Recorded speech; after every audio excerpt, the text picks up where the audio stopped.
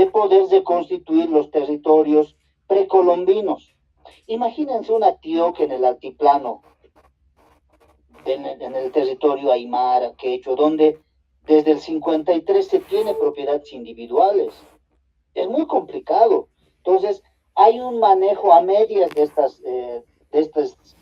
estas lógicas de propiedad comunal de la tierra, pero por esta situación de la injerencia de la lógica moderna, todos los indígenas apuntan a tener sus títulos de propiedad individualizados. Ya nadie piensa en las propiedades comunales, en las ainocas y trabajar todos comunitariamente, no.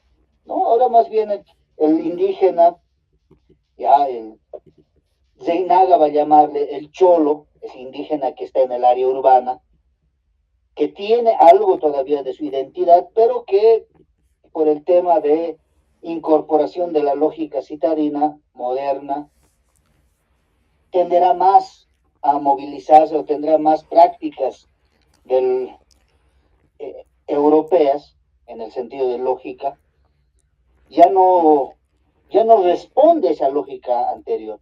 Más bien, el ayllu como propiedad y dominio y gobierno del territorio, ahorita prácticamente es imposible encontrarlo, pero sí se puede reconstruir la lógica que está detrás de eso.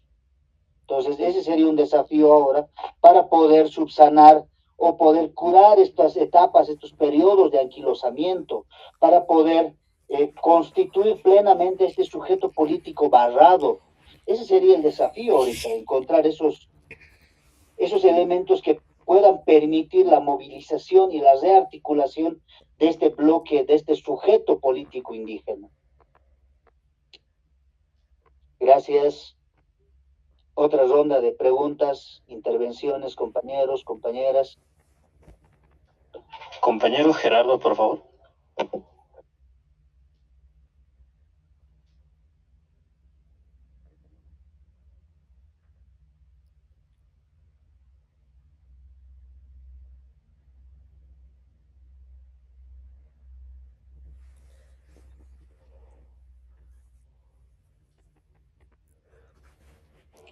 Aló, buenas noches. Sí, gracias, compañero Juan Carlos. No sé si me escuchan.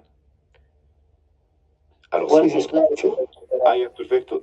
Sí, creo que vi otro compañero que antes estaba levantando la mano. No sé si era Jonathan, si él prefiere hablar o ya no. Sí, de todas formas, gracias Juan Carlos por la explicación.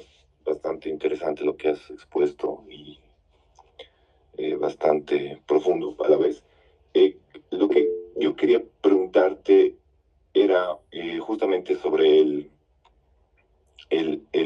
este sujeto político que cae ya en los años 2000 con la subida del MAS, que es lo que, bueno, se ha autodenominado como el proceso de cambio y el instrumento político, ¿no? De la reivindicación de los pueblos. No hace mucho salió la noticia de que justamente es Manuel Rocha, no sé si se acuerdan del embajador de Cuba, quien pone justamente a Evo Morales en el mapa político. O sea, bueno, Morales ya era diputado, pero es quien finalmente pone a modo de injerencia, porque bueno, luego se descubrió y se puso en evidencia de que Manuel Rocha era efectivamente un espía cubano que había trabajado en Estados Unidos haciendo espionaje para Cuba. Es quien finalmente es quien lanza a modo de injerencia.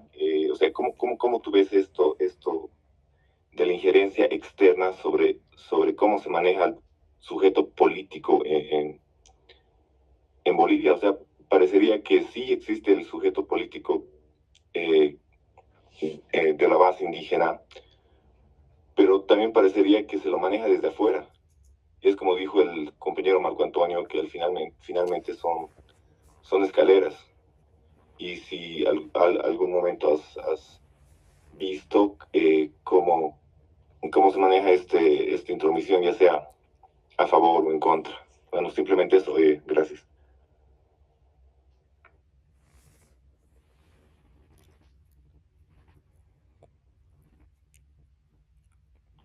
José, te escuchamos.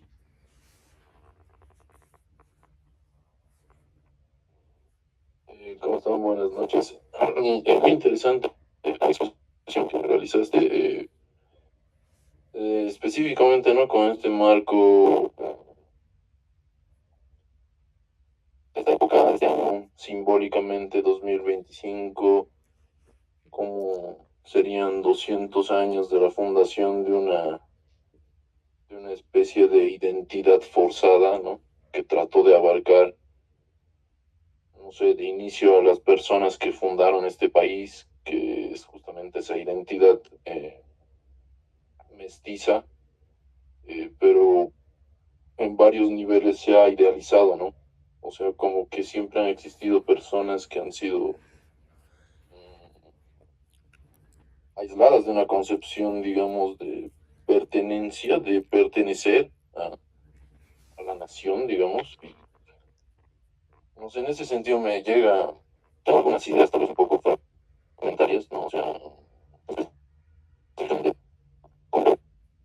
contesto que este es mi segundo año de filosofía, pero ya estudié psicología y esa es, digamos, mi formación, mi punto de referencia previo, digamos. Entonces, hablar de Lacan, digamos, y del hecho de un sujeto barrado sería como ese reconocimiento, ¿no? De que se ha idealizado al sujeto en la modernidad, que existe un sujeto que supuestamente seríamos todos, sin excepción, y que estaría destinado a ser libre, que estaría destinado a ser autónomo, que habría progreso y que específicamente progreso científico y tecnológico iba a significar progreso moral.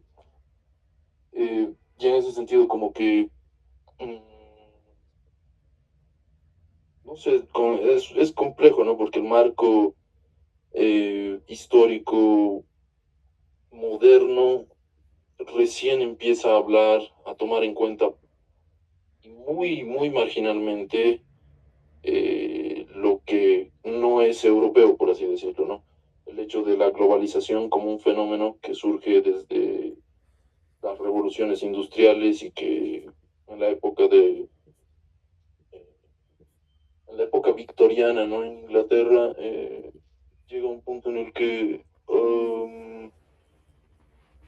se vuelve como el centro del conocimiento, así como en algún punto fue Grecia o el Sacro Imperio Romano, lo que después intentó recuperar como identidad, y esta parte es curiosa, ¿no?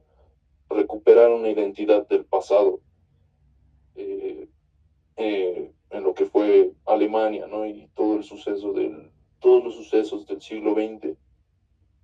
Eh, Ahora estamos viviendo un contexto global bien interesante, ¿no? Con el tema de Ucrania y Rusia, de Israel y Palestina, eh, porque nos muestra, ¿no? Que por más modernos que seamos, que hayamos pasado, por más iluminados que nos hayamos podido creer, ¿no? Pues la irracionalidad sigue allí. Sí, seguimos tratando de reconstruir un pasado ideal y cada vez es más inalcanzable en el sentido de que muy poca evidencia es la que tenemos y más especulaciones son las que podemos hacer. Entonces, hay una crisis en ese sentido de,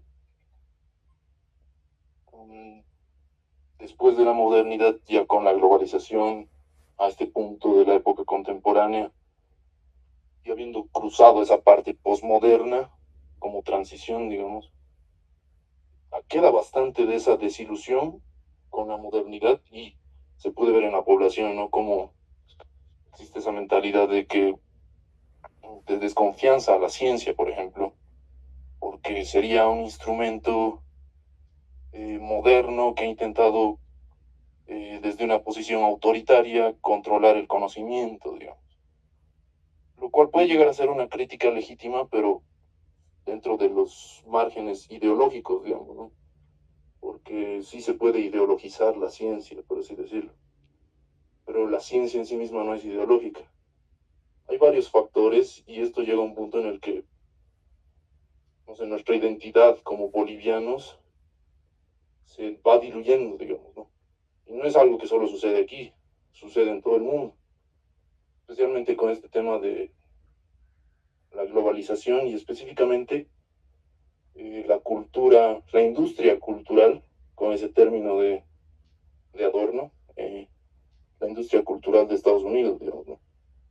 Que por más que China esté ascendiendo, vender tecnología en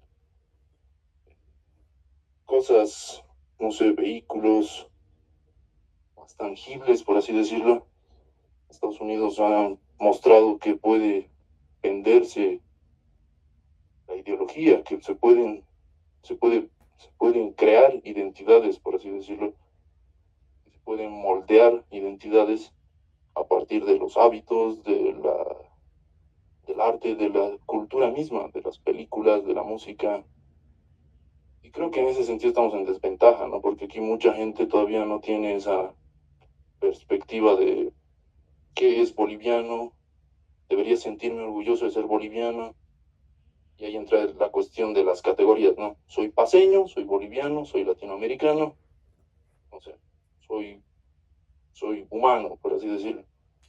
¿Y en qué punto es que todas estas cuestiones llegan a solaparse, tal vez? Eh, Regresando un poco a esa parte del sujeto barrado, sería como una manera de definir que en realidad no hay sujeto completo, digamos, ¿no? Que esa parte psicoanalítica eh, indicaba justamente, ¿no? Que el sujeto no es sujeto cogito, el cogito que era un yo independiente, sino que sería un sujeto fragmentado porque tiene influencias que no puede reconocer, que no puede conocer por completo, que serían como su propio cuerpo y la realidad externa, la sociedad. Y eso es lo que anticipa la perspectiva del sujeto, sujeto entre comillas, ¿no? Biopsicosocial. El hecho de que tenemos variables que heredamos y otras que aprendemos, pero que hay un centro que es esa conciencia, esa agencia, lo que somos. Pero ya desde la parte lacaniana, nadie es completamente consciente. Y no es Lacan solamente, no es toda esa crítica que se prefigura desde contra Hegel, contra Kant, contra Platón, a partir de Nietzsche, Schopenhauer, Bataille, incluso Marx. Eh, y es muy chistoso, ¿no? Porque los personajes que hicieron esa crítica, criticaron a la modernidad, reconocieron que tiene una parte ideológica. De cierta manera, utilizaron esa ideología para atacar a la modernidad. Entonces, irónicamente, la posmodernidad es muy ideológica, digamos, ¿no? A pesar de que critica la ideología. Y no sé, esas cuestiones recién nos están llegando aquí. En un punto, algo que mencionaste del mercado, específicamente, tal vez el hecho de que no haya un sujeto completo, que se haya creído completo anteriormente y que en realidad esté en proceso de completarse, no sé, en una lógica tal vez un poco taoísta, ¿no? En el hecho de que mientras más crees tener la razón, menos la tienes realmente, más o menos. Entonces, es como un reconocimiento socrático de los límites, pero llega un punto en el que, por ejemplo, no se puede hablar tal vez de que ha existido eternamente un mercado, pero sí que existe, que hay una esencia o algo que subyace al mercado, y probablemente eso sería como el intercambio, ¿no? Siguiendo a Bataille, como que nosotros aquí tenemos, eso tal vez sea una perspectiva un poco marxista, pero se busca la ganancia, ¿no? No solo marxista, liberal, así es utilitario, digamos, el hecho de que siempre se busca beneficio y no se toma en cuenta las pérdidas. De hecho, se reprimen o se rechazan como si no existieran, pero están allí, digamos. En todas esas cuestiones implica que el mercado técnicamente tendría que estar evolucionando.